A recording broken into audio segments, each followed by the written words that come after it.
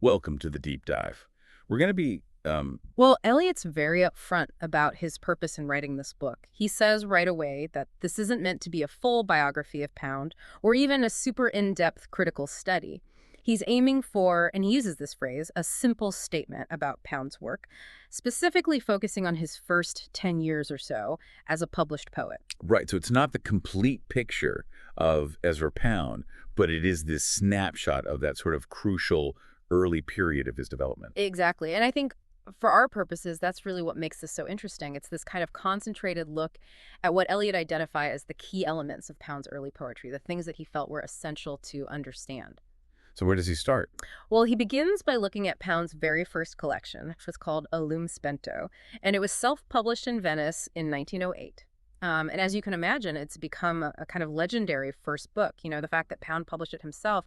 And there's even this great little detail that some of the copies were actually printed on leftover paper from a history of the church, just adds to its mystique. Oh, wow. That's Yeah. amazing. So what was the response like to this? Was it kind of like just a quiet little debut on the literary scene, or did it cause some waves? Well, it was a pretty small independent publication, Sure. but it's really fascinating that the London Evening Standard gave it a surprisingly positive review. Oh, interesting. So it did get some notice even back then. Yeah. And they weren't just politely positive either. They described the poems as wild and haunting stuff, called it absolutely poetic, original, imaginative, passionate, and spiritual. And they even compared Pound to a Provençal minstrel who wandered into a, quote, very decorous musical evening. Okay. So they definitely picked up on that kind of unique energy and even a little bit of the rebellious spirit that Pound would become known for. Absolutely. And as Eliot points out, most of the poems from Allume Spento were then included in Pound's first London publication, Personae, which came out in 1909. And this is really the book that started to establish his reputation more broadly. So, he self-publishes this first collection in Venice, and then he rides in London, essentially as an unknown poet. hmm Did he have any kind of like literary connections that helped him get Personae published, or was he starting from scratch? No, he didn't really have a lot of connections when he got to London. He also didn't have much money. Eliot makes a point of saying that Pound was practically broke when he arrived.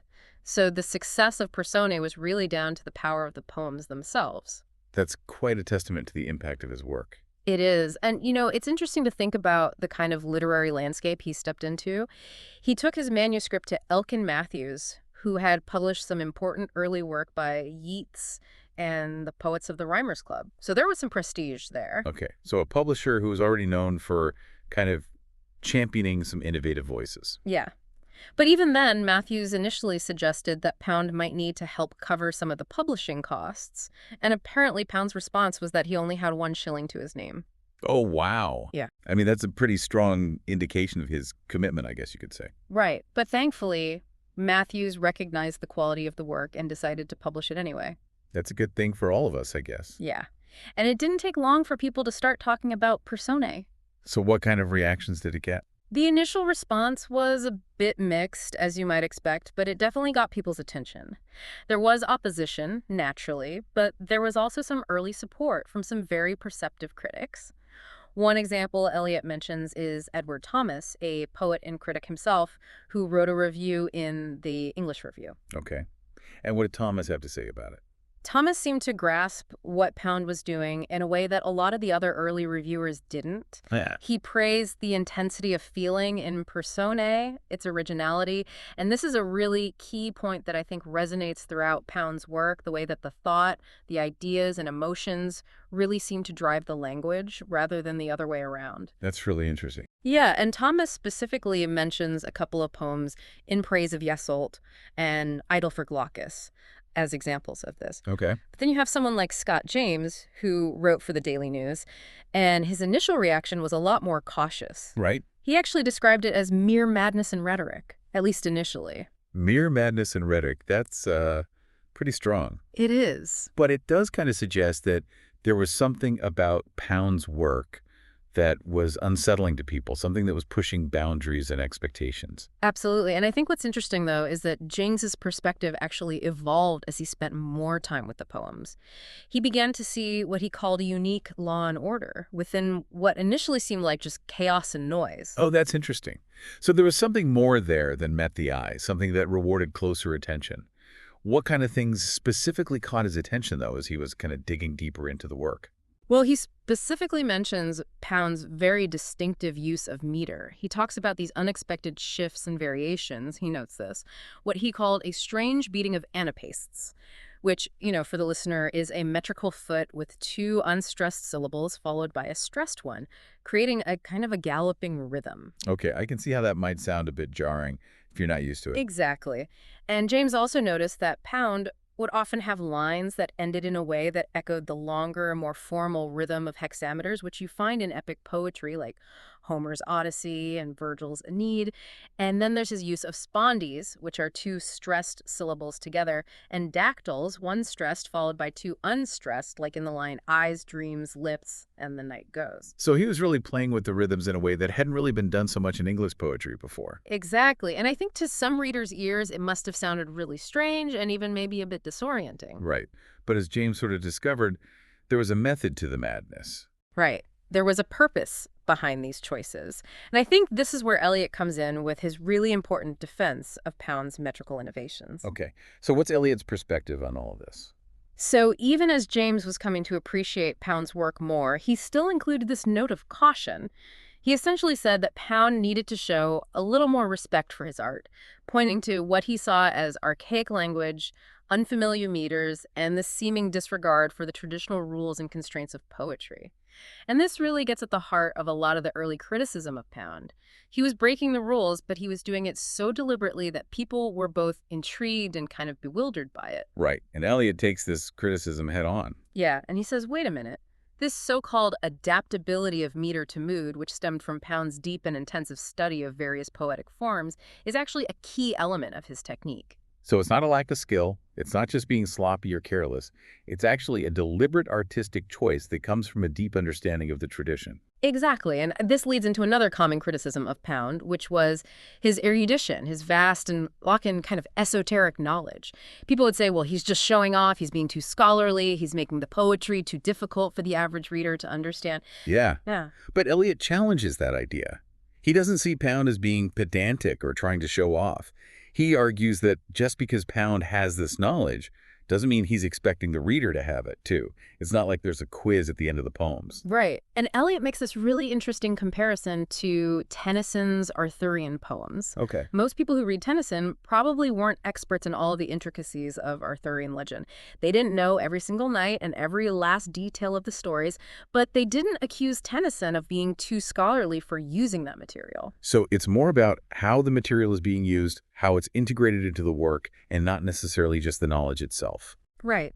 And I think Eliot is suggesting that the problem wasn't necessarily that Pound was learned, but maybe that the kind of knowledge he drew upon was a bit unfamiliar to a lot of readers at the time. And maybe the expectations of what poetry should be were a bit more narrow than what Pound was trying to do. Yeah, okay, that makes sense. And Eliot also kind of digs into this question of who might have influenced Pound's early work. There were critics at the time who suggested all sorts of figures like W.E. Henley, Kipling, Thomas Chatterton, even Walt Whitman. But Eliot kind of pushes back on these. Okay, who does he see as the more likely influences then? He suggests that Yeats was a much more likely influence. And specifically, he's thinking about Yeats's attitude towards his subject matter and also some of his vocabulary choices. He even mentions a specific poem, La Frêne, as a point of connection. Okay. And he also suggests that Pound was probably influenced by Browning. And this makes sense. Pound had a huge admiration for Browning. Right. And we can definitely see some echoes of Browning's dramatic monologues, his use of history, and his kind of psychological intensity in some of Pound's early work. Exactly. Okay, so now we need to get into a really important topic. Yes. And that is vers libre. Or free verse. Free verse. Ezra Pound is often seen as one of the key figures in bringing free verse to English language poetry. Right. What's Eliot's take on Pound's use of free verse? So it's interesting because you might expect Eliot to be kind of wholeheartedly on board with the free verse movement, given his own later use of it in his poetry. But his view is actually a little bit more nuanced. He sees Pound's adoption of free verse not as this radical, burn it all down rejection of traditional forms. He describes it as a demonstration of what he calls artistic temperance. Artistic temperance. Yeah. That's interesting. So it's not just about abandoning all the old rules, but more about a kind of a careful and deliberate choice to use free verse when it's the right tool for the job. That's right. And Eliot points out that Pound himself believed that if a subject truly lent itself to a more traditional form, like, the sonnet or the ballad, then that's the form that should be used. So it's about choosing the form that best serves the content, rather than just blindly rejecting the old ways. Exactly. And in fact, Pound actually argued that those moments when a subject really naturally fits into a traditional form are actually quite rare. Okay, so it's not that he was against traditional forms, it's more that he saw them as having a more limited application. Right. And it's important to remember that Pound wasn't just writing free verse, he was actively advocating for its acceptance in the literary world. Eliot actually suggests that Pound was quite influential in getting free verse published and recognized in those early days. Right. But he also emphasizes this really important point. He says that Pound's success with free verse was only possible because it was grounded in a deep understanding and mastery of traditional poetic structures. So it's not just a matter of throwing out the rule book. It's about knowing the rules inside and out so that you can then break them effectively. Exactly. And Eliot uses Pound's collection Canzoni as an example. Sony. Now, Canzoni itself maybe isn't one of Pound's best-known works, but it shows his deep engagement with all these really intricate Provençal poetic forms that, most readers today wouldn't even be familiar with. So it was like a training ground for him where he could really hone his skills and experiment with these incredibly complex structures. Yeah, exactly. So he had this really solid foundation in traditional forms and meters. But then how does Eliot reconcile that with his experiments with free verse and, as you mentioned earlier, his interest in quantitative verse? Right. Well, Eliot actually provides an example, although he doesn't specify the exact poem, of how Pound could introduce all this rhythmic variation and subtlety even within the seemingly strict confines of iambic pentameter, which of course is the most common meter in English poetry. And he contrasts this with Night Litany from Pound's Exaltations, which Eliot sees as an example of Pound experimenting with a more quantitative approach to verse. Quantitative verse. Yeah. Okay. Can you explain what that means exactly? Yeah, so in quantitative verse, the length of the syllables, the actual duration of the sounds, is the primary determining factor in the rhythm of the line. It's different from the more common accentual syllabic verse, where the pattern of stressed and unstressed syllables creates the rhythm. Right. Okay, I see. And Eliot emphasizes that quantitative verse is really demanding. It requires that every single word in the line carry its weight, so to speak, and contribute to the overall sonic texture of the poem. And he uses this to draw a contrast between Pound's really meticulous approach to language and the work of poets like Shelley and Swinburne. Now, Eliot acknowledges that they were both musically gifted poets, but he also suggests that they were sometimes less precise and more willing to let sound kind of take over from meaning in their work. Right. Yeah. So Pound's attention to detail, his kind of almost fanatical commitment to getting every word and every syllable exactly right, was something that really set him apart. Exactly. And I think it's really central to understanding his whole approach to poetry. Okay, so we've talked about meter and free verse, but Eliot also spends a lot of time discussing Pound's really deep knowledge of traditional literary forms and genres. Right. And this is really important because it shows that Pound wasn't just this kind of radical innovator who was trying to throw out all the old rules. He had a profound respect for the tradition and a deep understanding of how these different forms work. Okay, can you give us some examples of this? What kinds of traditional forms did Pound work with? Well, Eliot points to a couple of really good examples. One is The Goodly Fare, which is a poem about Jesus from the perspective of one of his followers. Okay. And it's very clearly written in the ballad form. You have that characteristic narrative structure, the simple, direct language, the strong sense of rhythm.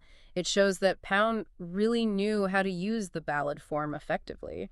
And it's also interesting to note that he's choosing a subject matter that's, very traditional, even religious, but he's approaching it from a somewhat unexpected angle with this kind of almost vernacular voice of the follower. Yeah, exactly. And then there's Alta Forte, which is one of Pound's most famous poems. Alta forte.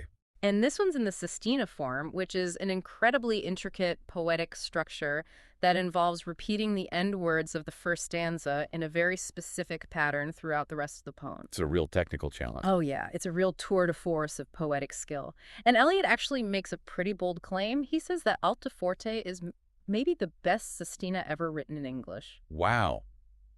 That's a huge statement coming from Eliot. It is. And he even quotes some of the verses to give you a sense of how complex and musical the structure is. Okay. And then, Eliot also touches on Pound's later emphasis on music And this is interesting because Pound was really advocating for poets to study music, not just as a source of inspiration or beautiful sounds, but to really understand musical structure and how that could inform poetry. So it's not just about the superficial music of the language, it's about a deeper understanding of musical principles. Right. And this ties into his focus on using concrete, specific imagery in his poetry.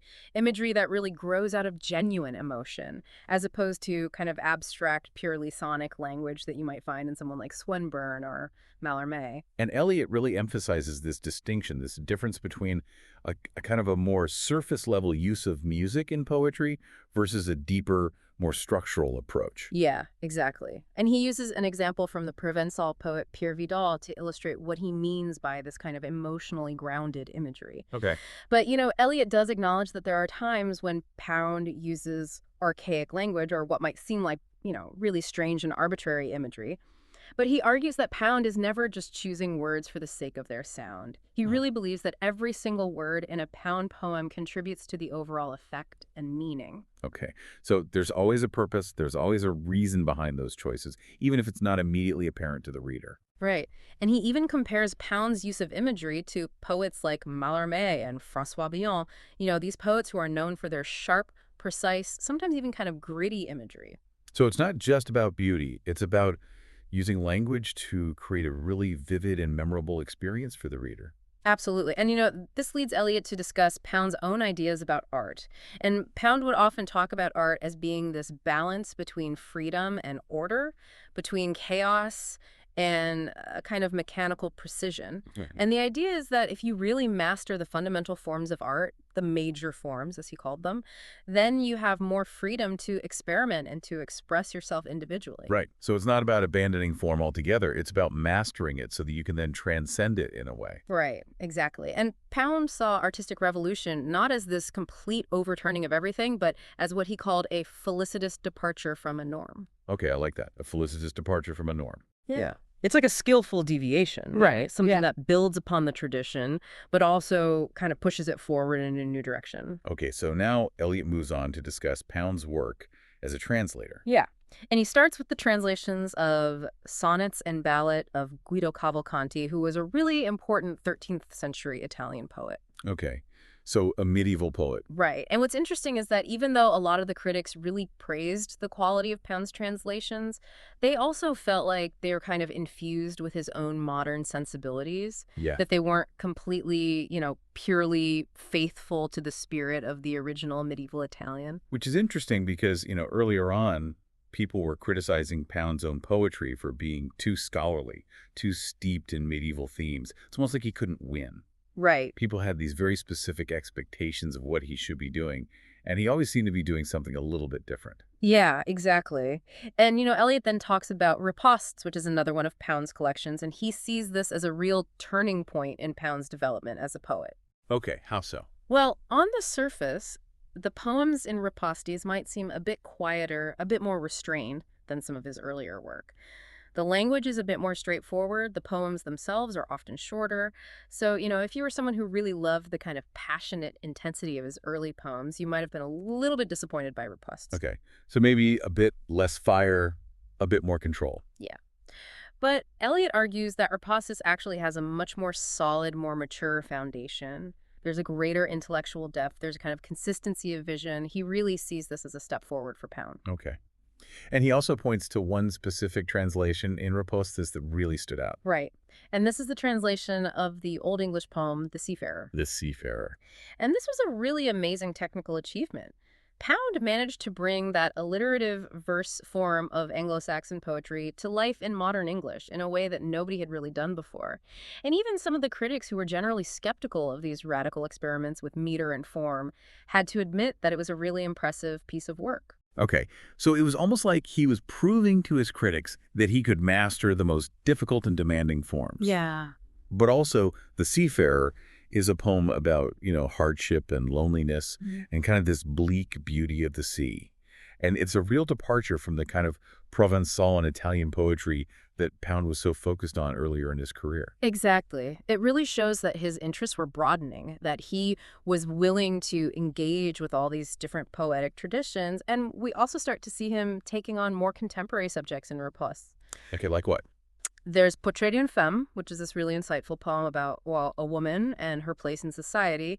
And then there's An Object, which is one of his early imagist poems. Right. So he's moving beyond the more romantic, kind of historical or mythological subjects that he was drawn to earlier on. And Eliot does address this kind of question of whether this more mature, more restrained style in riposte might be seen as a kind of a loss of passion or emotion. Yeah, he does. And he very clearly says, no, that's not what's happening here.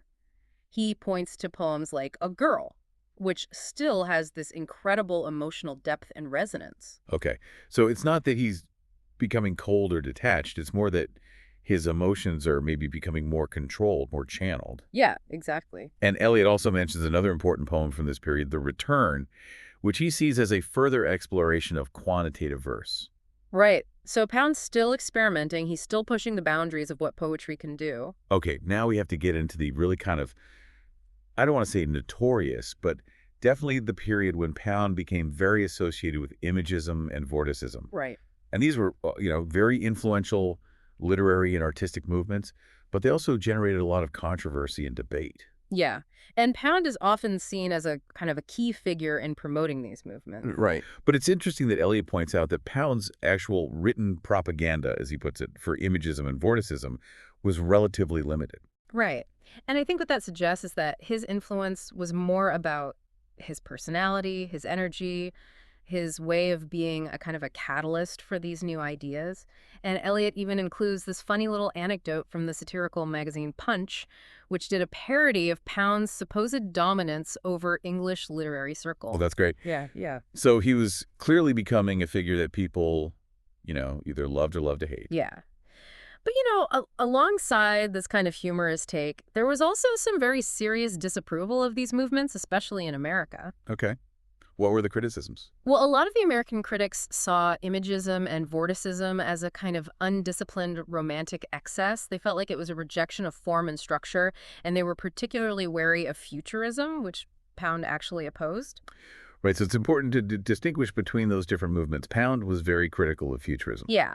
And Eliot includes Pound's own set of don'ts for imagists, which really emphasizes things like directness, concreteness, precision in language, learning from the masters. Right. So it's not about just throwing out all the rules and doing whatever you want. Right. There's a lot of discipline involved. Exactly.